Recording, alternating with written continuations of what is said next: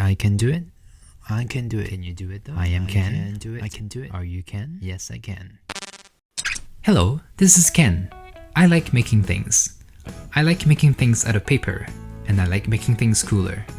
Especially my figures. Sometimes figures don't look all that screen accurate. All they need is a bit of touch up here and there to unleash their hidden potential. I also love using everyday tools and materials to recreate iconic scenes for my figures, so they can shine on my display. Subscribe to my channel and join my DIY adventure as I ask myself the same question every week. Can I make it? Last week, I used shrink plastic to create the Watcher and the multiverse effect for my Infinity Ultron figure. The effect pieces turned out pretty awesome. Check that out if you're interested. Continuing on with Phase 4, here's the new Black Panther. I ordered this figure as soon as it was announced. It did take a little while for it to arrive, but the main reason why I haven't done a video on her yet was because I thought this figure was really good paint-wise. They totally nailed Shuri's look from the movie.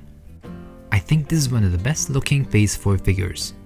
Some of the recent figures felt like they were targeting a younger demographic, where screen accuracy wasn't prioritized, and instead, they made the colors punchier to make them stand out more on the shelf.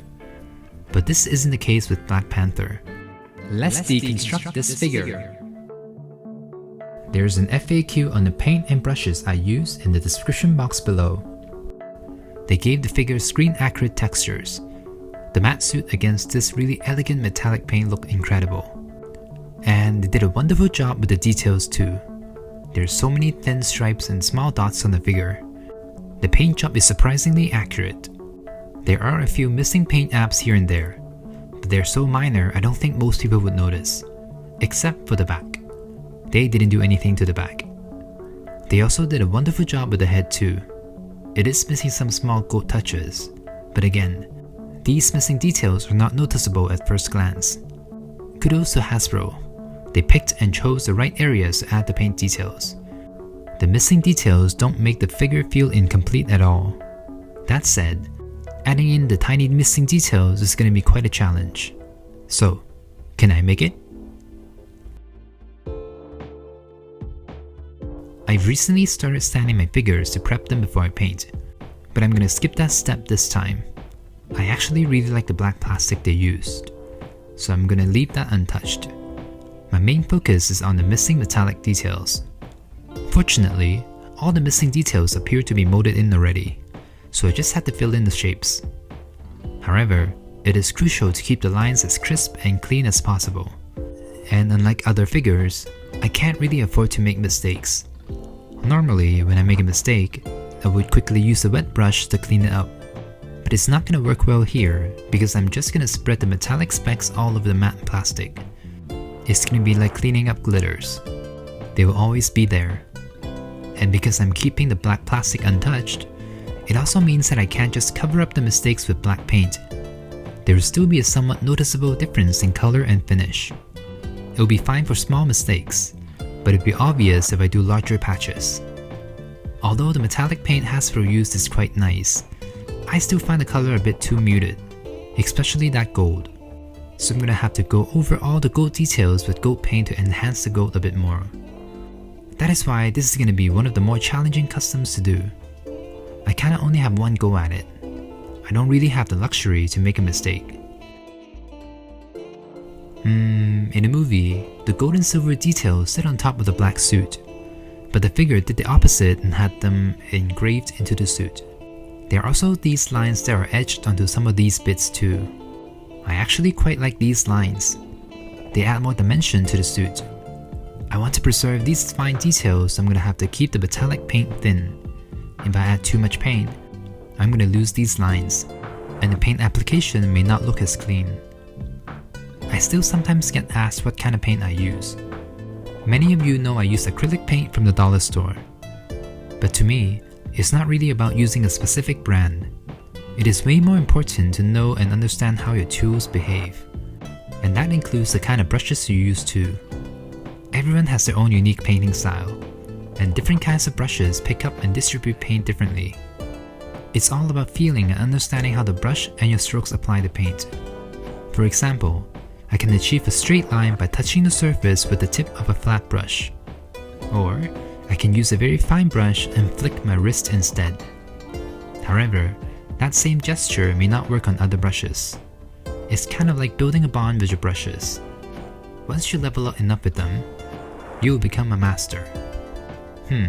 I may be thinking about Pokemon, but it is the same idea. This is kinda obvious, but be gentle with your finer brushes. You may notice that I'm alternating between two brushes here. These are both small fine pointy brushes, but one of them is frayed because I was jabbing it and wasn't being too gentle. There's a chance that the stray bristle will ruin the paint application.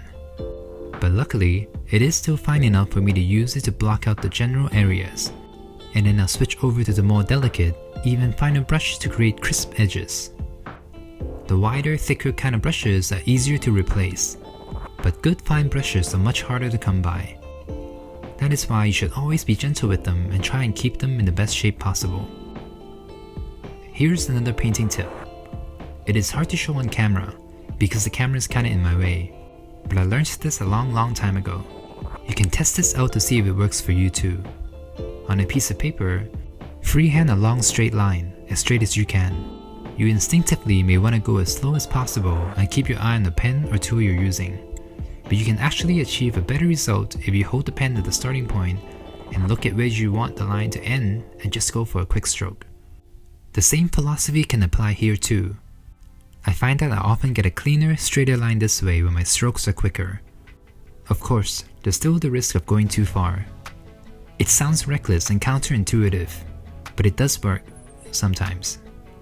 It still requires quite a bit of hand-eye coordination, but the key is to focus on where you want your stroke to end and just go for it, and not think too much about the shape of the stroke.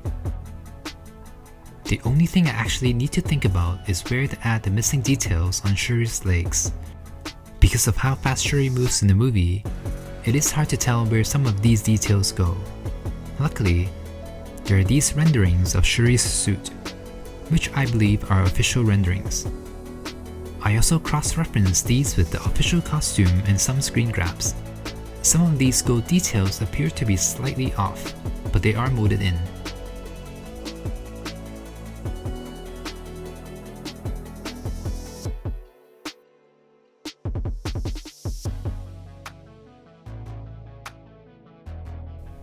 Alright, time to add the silver details back in.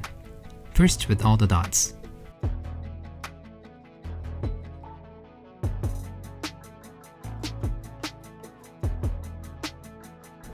And then with the V-shaped thing on her upper arms. And the pinched box-shaped thing on her biceps.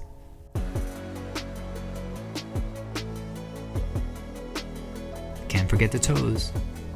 Okay, I contemplated about the triangles that appear all over the suit. Not only is it incredibly challenging to do crisp-looking tiny triangles, I have to do them symmetrically too. But the thing that makes these triangular shapes special is that they're kinda hidden, and only appear when the light hits it a certain way. They're meant to be subtle.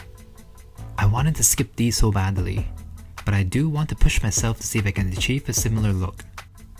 I wouldn't say these shapes are glossy, but they aren't matte either. They appear to have this rubber/latex texture, kinda like my gloves. I don't think black or grey paint will look right, so instead, I'm using an acrylic matte medium. It applies milky but dries clear.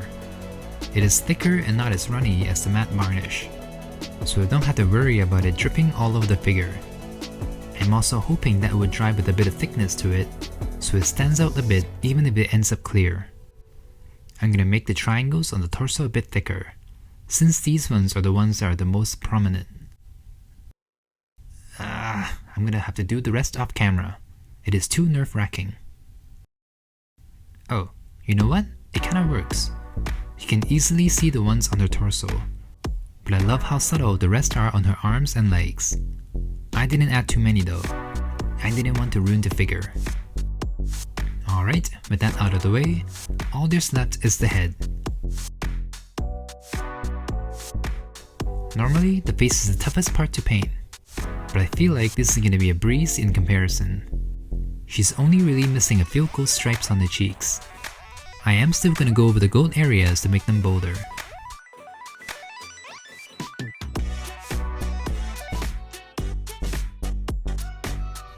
Oh, she's also missing her ears. And a few more touches on the back of her head. Alright, that's it. I didn't have to do too much, but the more vibrant gold looks great on Black Panther.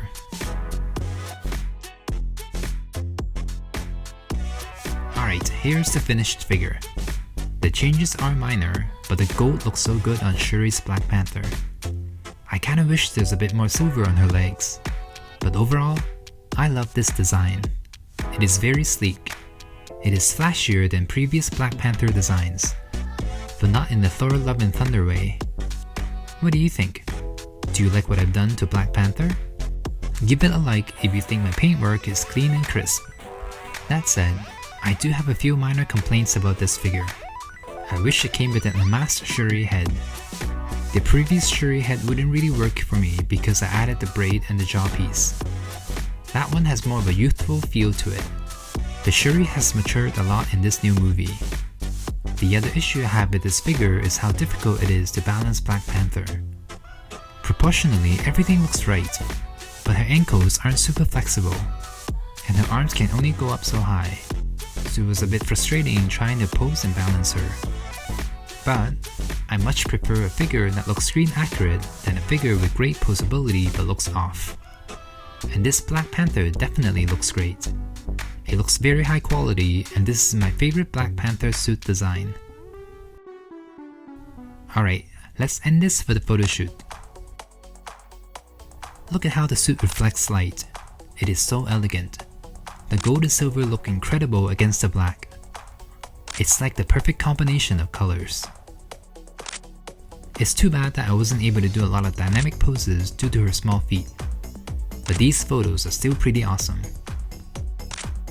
And I love that the triangles are visible if you actively look for them, but at the same time, they don't take the attention away from the silver and gold paint. I didn't want them to become distracting. Here's Black Panther and her nemesis, Namor. Check out all my other Black Panther videos if you haven't already. Here's Shuri and the other Wakanda Forever castmates. I love that everyone has their own unique color. Great design choices. And here's Shuri with her past self. I kinda miss the original Shuri design. She definitely deserves to be the new Black Panther, but I still prefer her original look. But she has new responsibilities now as the Black Panther. Hopefully they bring elements of her old look back when she's not wearing the suit in the future. Alright, I can't forget the throne. The throne is now empty. Or is it? Dun dun dun. I like the twist that there's so much anger and vengeance in Shuri that she manifested Killmonger after drinking the heart-shaped herb, and is reflected in the suit too.